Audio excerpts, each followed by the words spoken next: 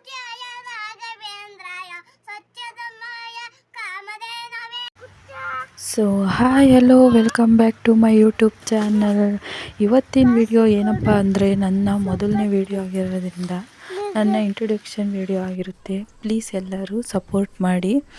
ಇವಾಗ ನನ್ನ ಇಂಟ್ರೊಡಕ್ಷನ್ ಕೊಡ್ತೀನಿ.